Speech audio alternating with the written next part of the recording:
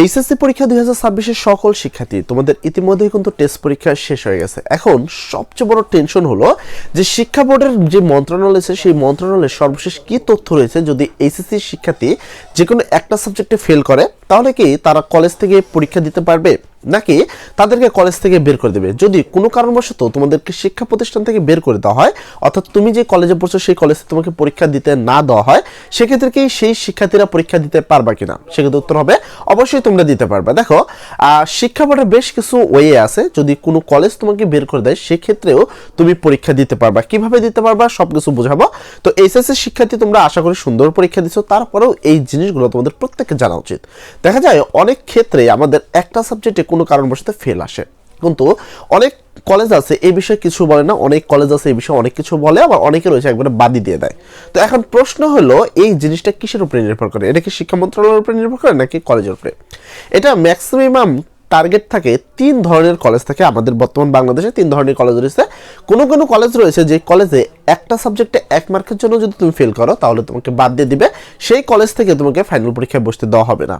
আবার কোনো কলেজ আছে তুমি 2-3 সাবজেক্টে যদি ফেল করো তারপরেও তুমি পরীক্ষা দিতে পারবে। এখন বুঝবা কিভাবে যে তুমি যে প্রতিষ্ঠান রয়েছে সেই প্রতিষ্ঠানের ক্ষেত্রে কি হবে। দেখো, এইচএসসি 2026 সকল শিক্ষার্থী তোমরা ইতিমধ্যে টেস্ট পরীক্ষা দিয়েছো এবং তোমাদের বর্তমান সবচেয়ে বড় টেনশন হলো শিক্ষা বোর্ডের যে তথ্য আছে টেস্ট পরীক্ষা যদি ফেল করি তারপরেও আমরা বোর্ড পরীক্ষায় বসতে পারবো কিনা।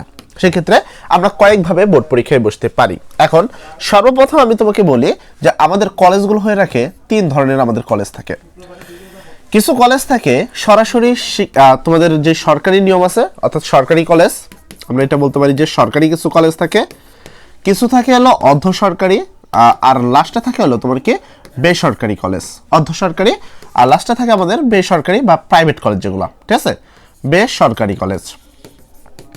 এই কলেজগুলোর যেমন 3টা প্যাটার্নে থাকে, তেমন কলেজগুলোর নিয়মও বেশ আলাদা থাকে। যেমন আমি যদি বলি সরকারি কলেজের কথা, সরকারি কলেজ যেগুলো রয়েছে মোটামুটি যদি কলেজটা খুব পপুলার হয়ে থাকে এবং কলেজের বিগত সালে যে রেজাল্টগুলো আছে সেই রেজাল্ট যদি দেখা যাচ্ছে যে তোমার মোটামুটি অনেক বেশি প্লাস থাকে, সেক্ষেত্রে ওই কলেজগুলো কিন্তু হার্ড থাকে এবং রুলসগুলো অনেক কঠিন থাকে। এখন এই কলেজগুলো তোমরা যদি টেস্ট পরীক্ষায় ফেল করো তাহলে বাদ দিতে পারে। কিভাবে? ধরো তোমরা পরীক্ষা দিছো টোটাল 100 জন, 100 জনের মধ্যে দেখা গেছে যে প্রায় 80% শিক্ষার্থী মানে 80 জন শিক্ষার্থী পাস করেছে এবং ফেল করেছে 20 জন শিক্ষার্থী। সেক্ষেত্রে এই ধরনের কলেজগুলো যে কাজটা করে থাকবে, এই 20 জনকে নিয়ে তোমার কি আবার নতুন একটা পরীক্ষা অনুষ্ঠিত করতে পারে, ঠিক আছে, যে নতুন একটা পরীক্ষা অনুষ্ঠিত করবে যে আমরা আর একটা পরীক্ষা তোমাদের নিব, চান্স দিব। দেন সেই জায়গাও যদি ব্যর্থ হয় সেক্ষেত্রে ওকে আর পরীক্ষা দিতে দেওয়া হবে না, অর্থাৎ সে আর ফাইনাল পরীক্ষায় বসতে পারবে না। এইটা একটা সিস্টেম। আর এবার আসে অর্ধ সরকারি স্কুলগুলো। অর্ধ সরকারি নিয়মটাও প্রায় একই রকম বিষয়। অর্ধ সরকারিতে আমরা ধরলাম যে 100 জন পরীক্ষা দিচ্ছে এবং এই পরীক্ষায় যদি তোমরা কি এটার বিষয়টা বলার আগে এটার একটা ক্লিয়ার বলি। এখন ধরো 100 জন পরীক্ষা দিচ্ছে, 80 জন পাস করছে, সেক্ষেত্রে না 20 জনকে বাদ দিয়ে দিবে। 100 জন পরীক্ষা দিচ্ছে সেই জায়গায় যদি 60 জন অথবা 50 জনই ফেল করে তাহলে কলেজ কি করবে? সেক্ষেত্রে কলেজ তোমাদেরকে অবশ্যই পরীক্ষা দিবে এবং একটা নির্দিষ্ট পরিমাণ জরিমানা নিবে, ঠিক আছে, একটা নির্দিষ্ট পরিমাণ জরিমানা নিয়ে তোমাদেরকে পরীক্ষা দিতে দিবে, ঠিক আছে। যদি একটা তুমি যে কলেজে পড়ো সেই কলেজে যদি দেখা যাচ্ছে 60 থেকে 70 জন মানে 100 জনের মধ্যে 60 থেকে 70 জনই ফেল করে এবং 40 থেকে 50 জন পাস করে, সেক্ষেত্রে একটা নির্দিষ্ট জরিমানা ধরে তোমাদের কিন্তু পরীক্ষায় বসতে দেওয়া হবে। আচ্ছা, অর্ধ সরকারি নিয়মও প্রায় সেম কোয়ালিটির। এখানে তোমাদেরকে 100 জনের মধ্যে যদি 80 জন পাস করে তাহলে 20 জনকে নিয়ে তারা সমস্যা করে এবং 20 জনের মধ্যে তারা পরীক্ষা নেয়, অনেক ক্ষেত্রে তারা পরীক্ষা নেয় না, 20 জনকে সরাসরি বাদ দিয়ে দেয়, ঠিক আছে।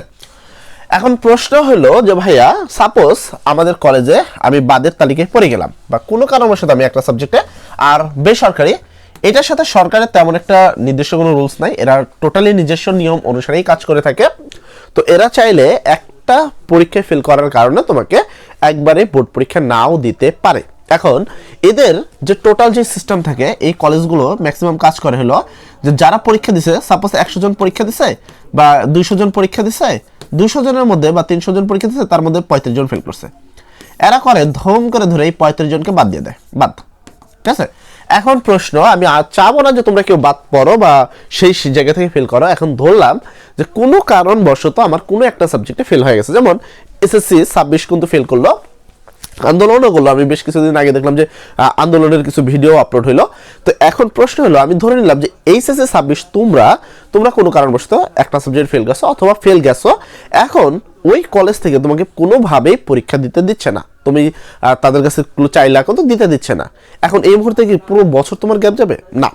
সেক্ষেত্রে একটা সিস্টেম আছে বাংলাদেশে, আমাদের বেশ একটা প্রসেস আছে, যে প্রসেসের মাধ্যমে আমরা চাইলে ওই কলেজ থেকে পরীক্ষা না দিয়ে আমরা অন্য কলেজ থেকে পরীক্ষা দিতে পারি। তবে এই ক্ষেত্রে আমাদের একটু টাকাটা বেশি খরচ হবে, তবে একটা নির্দিষ্ট প্রসেস আছে যার মাধ্যমে আমরা এই পরীক্ষাটা দিতে পারি। যেমন আমি যখন সেন্ট জোসেফ স্কুল অ্যান্ড কলেজে পড়তাম, সেন্ট জোসেফ কলেজে পড়তাম, তো আমরা টোটাল পরীক্ষা দিয়েছিলাম 500 জন পরীক্ষা দিয়েছিলাম।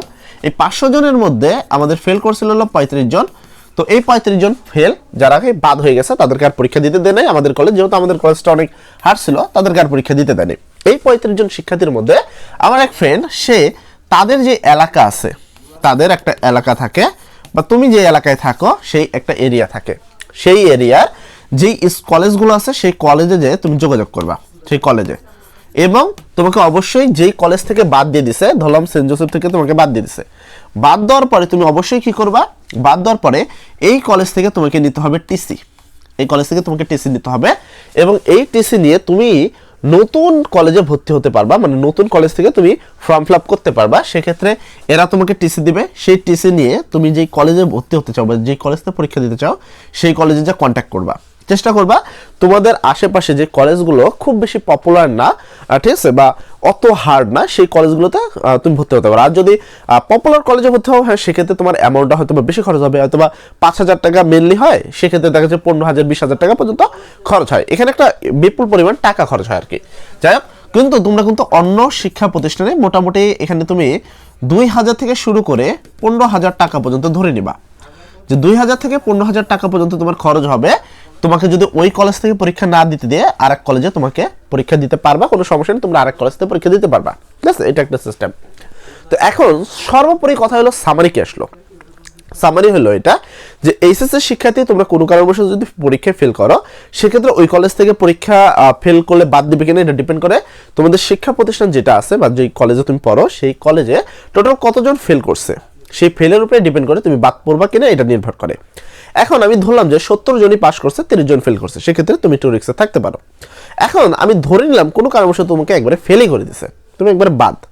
এই মুহূর্তে তুমি যে কাজটা করবা, সেক্ষেত্রে তুমি তোমার আশেপাশে বা তোমার এরিয়ার মধ্যে যে কলেজগুলো আছে, যার সাথে তোমাদের পরিচিত আছে, এরকম কোনো কলেজ থাকলে সেই কলেজের সাথে কন্ট্যাক্ট করবা, এবং সেই কলেজের সাথে তুমি অবশ্যই তাদের মাধ্যমে ফর্ম ফিল আপ করবা। সেক্ষেত্রে তোমাদের কলেজ থেকে টিসি নিতে হবে, যে কলেজে বর্তমান তুমি আসো, এর মাধ্যমেও তুমি বোর্ড পরীক্ষা দিতে পারবা।